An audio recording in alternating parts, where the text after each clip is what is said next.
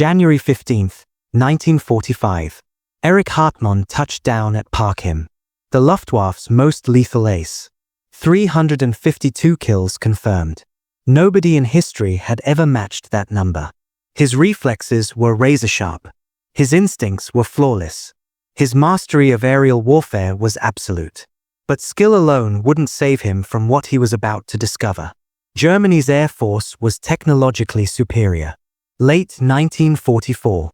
The Messerschmitt Bf 109 outperformed Allied fighters in specific metrics: speed at altitude, maneuverability in tight turns, cannon firepower that could shred enemy planes with a single burst.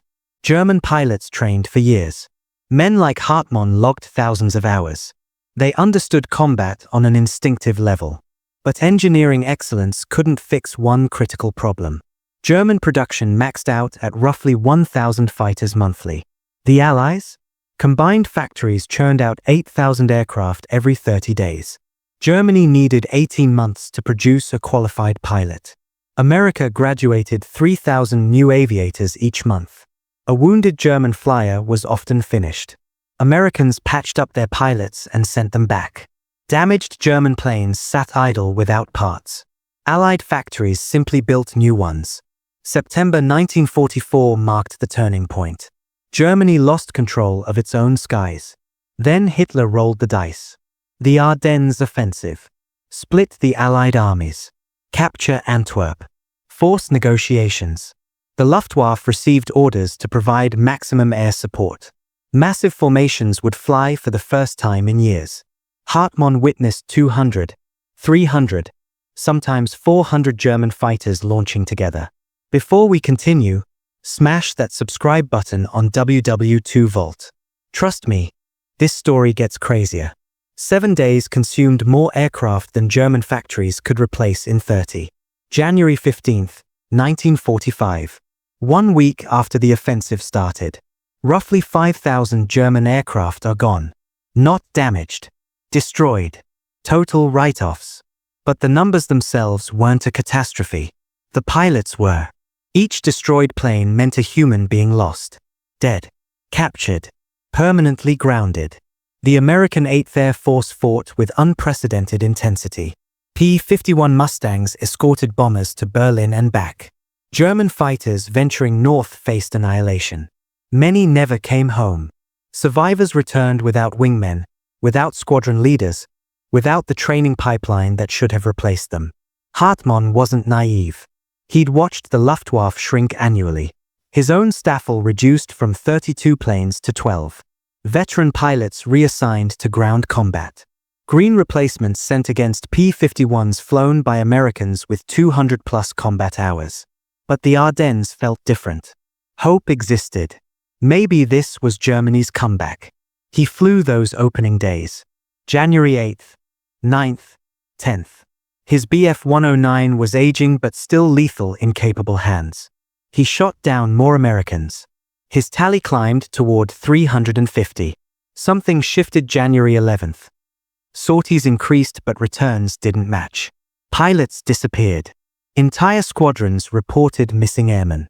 January 12th brought fuel rationing. Hartmann dropped from 3 sorties daily to 1.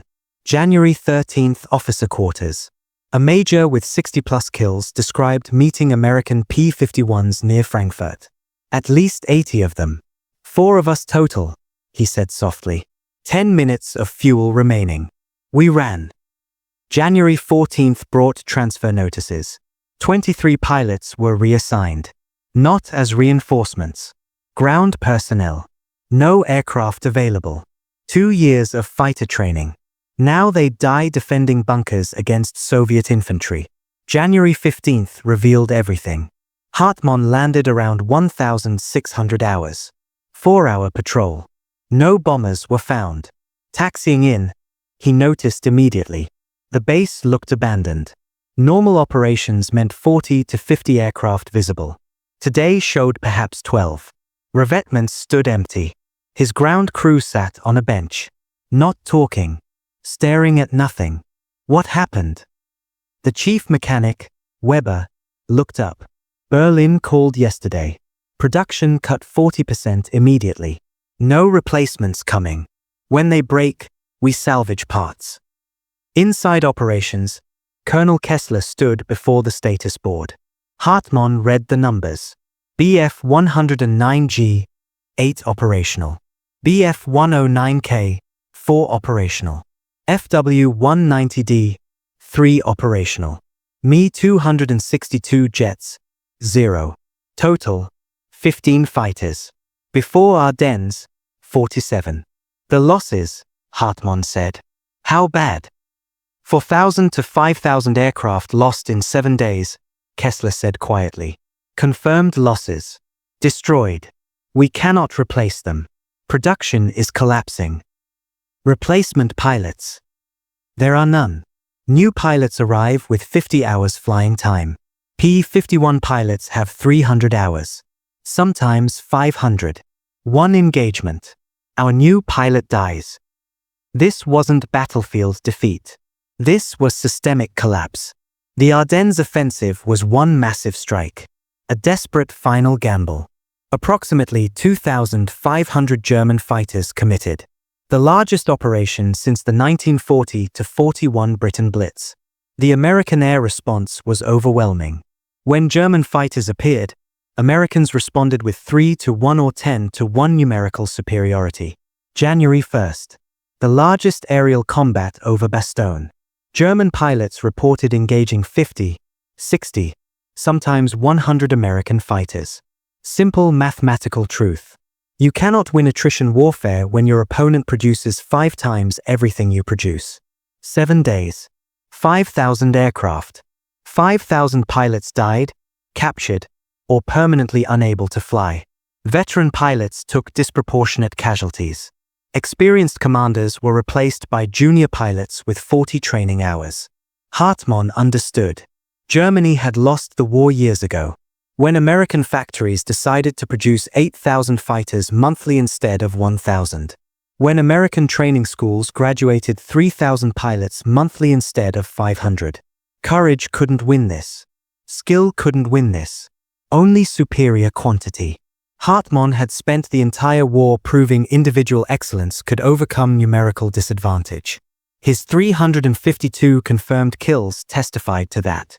But when facing an opponent with 5 times your resources, individual excellence became irrelevant. He continued flying. January 16th. No American aircraft encountered it. January 20th, fuel rationing became so severe pilots got exactly 40 minutes flight time. No extended patrols. No hunting. Patrol and return. Pilot replacements arrived January 22nd. Young. Most 19 or 20. Most had fewer than 60 flying hours. One boy, Friedrich, told Hartmann his entire advanced training consisted of 5 hours formation flying and 3 hours combat lectures. Hartmann took Friedrich up on January 23rd. The young pilot struggled. Rough landings. Zero understanding of energy management. Hartmann tried teaching essentials in 40 minutes. It wasn't enough. January 25th. Friedrich was killed. Sent on patrol with 2 other novices.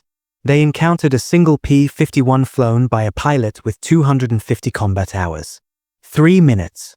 Friedrich's aircraft hit, caught fire, spun into the ground. He never got out. Mathematics of industrial war. Friedrich died because Germany couldn't produce enough experienced pilots to teach him survival. February 1st, Ardennes offensive declared over. The Luftwaffe suffered losses from which it would never recover. Hartmann kept flying. Shot down more Americans. By war's end in May 1945, he would have 352 confirmed kills. A record never matched. But the war around him was transforming. No longer about air combat. About industrial capacity.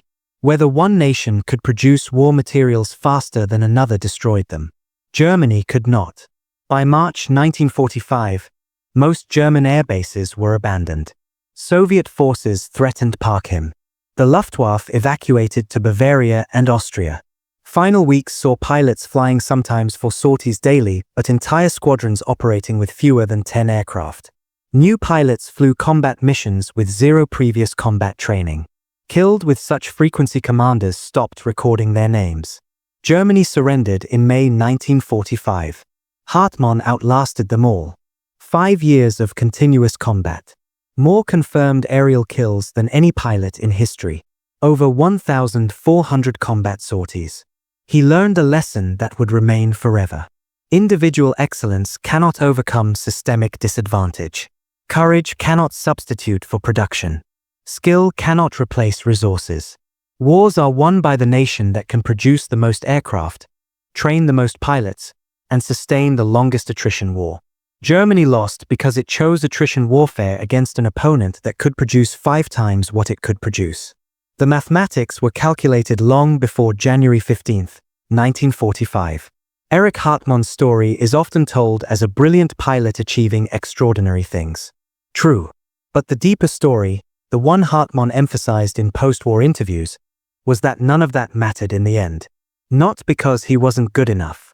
Because no individual, no matter how excellent, can overcome an opponent's industrial and systemic advantages when they're simply bigger, stronger, and more determined. That's the story we should remember. Not a great pilot who lost. How greatness itself becomes irrelevant when the system is broken. Thanks for watching. If you found this compelling, like and subscribe to WW2 Vault for more forgotten World War II stories.